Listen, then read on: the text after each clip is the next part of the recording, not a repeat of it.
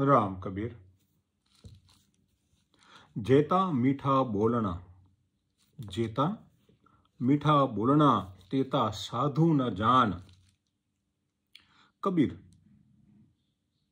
हमें समझा रहे हैं,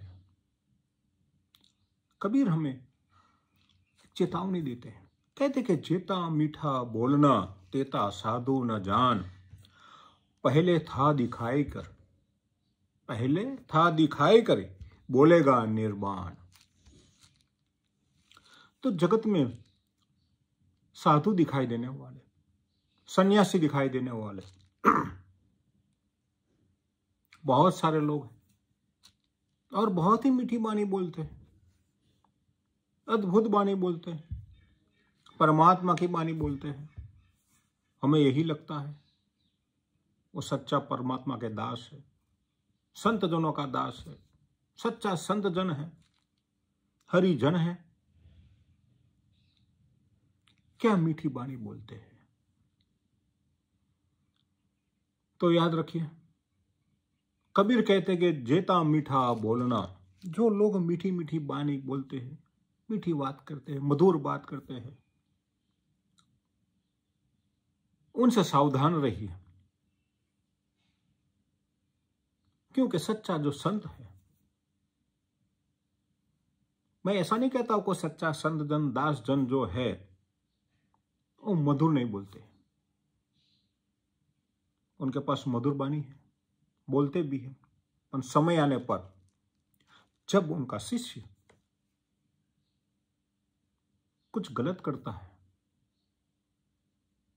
तो उनकी वाणी में मधुरता नहीं रहती और डांटता है,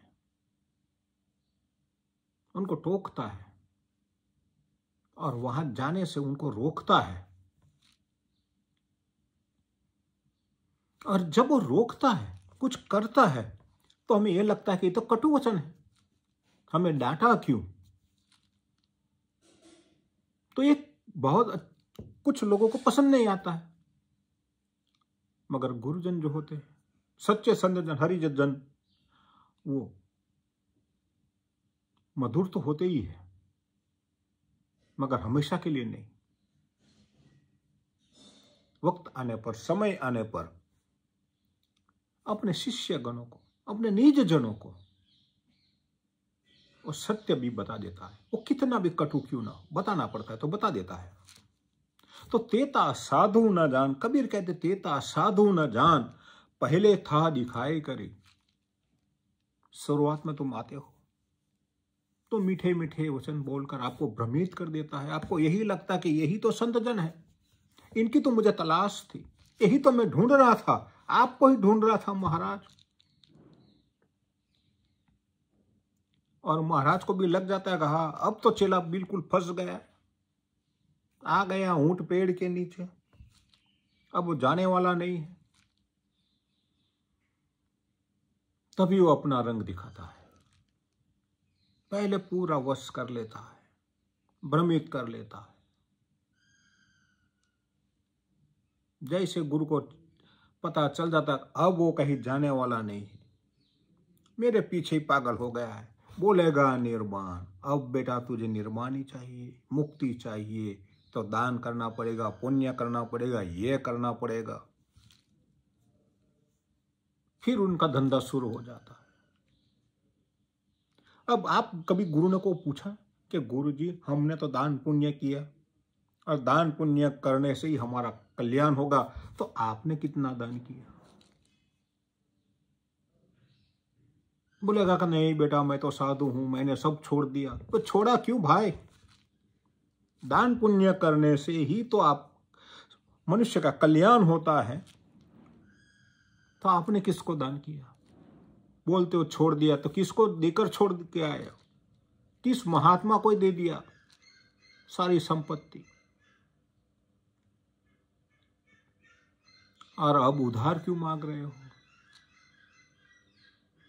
कोई पूछेगा नहीं, क्योंकि हमारे शास्त्रों में मना कर दिया है, और शास्त्र भी उनके ही लिखे हुए हैं। गुरु को ऐसे प्रश्न नहीं पूछे जाते, ये हराम, अघटित है, अधार्मिक है। तो महात्मा को कोई पूछता नहीं है।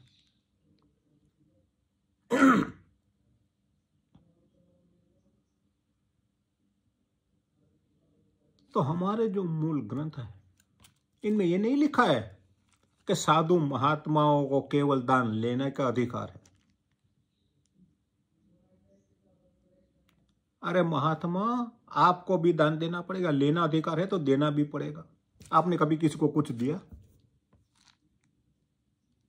पढ़ा ही नहीं है। कुछ लोग मनुस्मृति का विरोध करते हैं, मैं भी करता हूं। सारी बातों को मैं नहीं मानता हूं, मगर इनमें एक दो बातें बहुत अहम लिखी हुई है।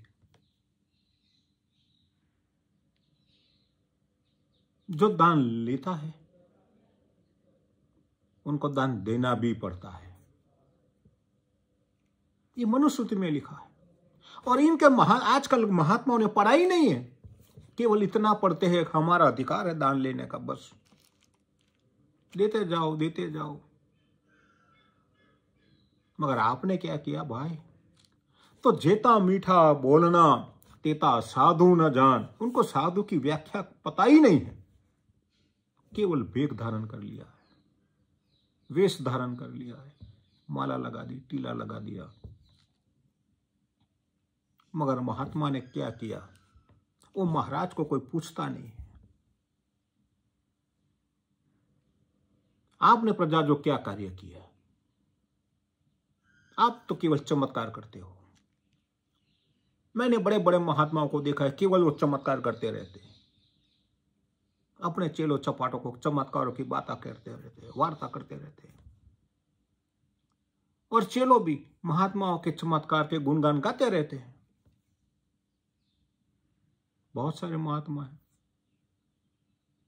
कुछ तो आजकल जेल में भी चले गए चमत्कार कर करके। वो चमत्कार न कर दिखाया कि उनको जेल ले जाने वाला अधिकारी का पुतला न बना दिया। बस वो चमत्कार करना वो भूल गए, चूक गए। मेरी बात समझ में आती है? तो महात्मा लोग केवल चमत्कार करते रहते हैं। किसी का दुख ले लेते हैं, किसी का रोग ले लेते हैं। कोई अच्छा हो गया तो बोला हाँ मैंने भगवान को प्रार्थना की थी, मेरी प्रार्थना से, मेरी दुआ से तू अच्छा हो गया, चल अब इतना पैसा दे दे, ये करवा दे। चला मान भी लेता है। अब दवाई तो डॉक्टर करते हैं, रोग डॉक्टर ने मिटाया तो जाके पूंजा पर तो डॉक्टर को देना चाहिए था, मगर नहीं। वो महात्मा ने जो पढ़ा लिया, महाराज ने जो पढ़ा दिया, और दिमाग में एक भ्रम जो घुस गया है वो निकलने वाला नहीं है। वो बोलता नहीं वो तो सब महात्मा की कृपा से हुआ है, डॉक्टर ने तो केवल लूटा है। मेरा दुख डॉक्टर ने नहीं मिटाया, महात्मा ने मिटाया। दवाई डॉक्टर की खाते हैं, गुणगान महात्मा के करते हैं। तो ऐसे लोग हैं। तो कबीर ऐसे भ्रमित लोगों से हमें सावधान करते हैं, और सावधान रहना चाहिए, चाहे ये बात मीठी लगे या कटु, आप पर निर्भर करता है। तो कबीर तो साफ कहता है कि जेता मीठा बोलना तेता साधु न जान। महात्मा को पूछो, महाराज को पूछो, उनकी परीक्षा लो। हम ये नहीं करते, बस मीठे वचन में हम भ्रमित हो जाते हैं, और भ्रमित हो गया आदमी क्या करेगा? तो पहले था दिखा करी बोलेगा निर्वाण, फिर धीरे धीरे अपना रंग दिखाएगा। आजकल के लोग यही करते हैं, बहुत बड़ी मात्रा में करते हैं, और लोग भ्रमित होते रहते हैं। तो कबीर हमें जो सावधान करते हैं, तो इनके प्रति हमें सोचना चाहिए। डरे मत, क्योंकि वे लोग डर भी दिखाते हैं कि हमारे प्रति अविश्वास करना बड़ा घोर पाप है। महाराज के प्रति आपने समर्पण कर दिया, आप वापस नहीं जा सकते हो, घोर पाप है, अन्याय है, आपको नरक भुगतना पड़ेगा। दिखाते हैं डर, और लोग डर के मारे कुछ बोलते भी नहीं है। तो इतना सोच लो कि जो महात्माओं अपनी बड़ी कुर्सी पर, गद्दी पर बैठकर ये अगठित कार्य कर रहे हैं, लोगों को भ्रमित कर रहे हैं, उनको कितना नरक में जाना पड़ेगा भाई। क्या परमात्मा उनको स्वर्ग भेजेगा, अपने पास बुलाएगा, अपने चरणों में बिठाएगा? यदि आपको नरक भुगतना पड़ता है तो आपसे पहले तो उनका नंबर आएगा। जो महात्मा बनकर बैठा है, संत बनकर बैठा है, हरि का वेश धारण करके बैठा है और लोगों को भ्रमित कर रहा है, क्या वो छूट जाने वाला है? परमात्मा मूर्ख है। यदि विधि परमात्मा मूर्ख नहीं है तो ये सोच लो, ये समझ लो कि हमें मूर्ख बना रहा है। उनको खुद को पता है कि मैं क्या कर रहा हूं। चोर को पता होता है कि मैं चोरी कर रहा हूं, झूठ बोलने वाले को भी पता होता है कि मैं झूठ बोल रहा हूं। और जो बड़ी बेरहमी से झूठ बोलता है, मीठी मीठी वाणी से झूठ बोलता है, क्या उनको पता नहीं होता है?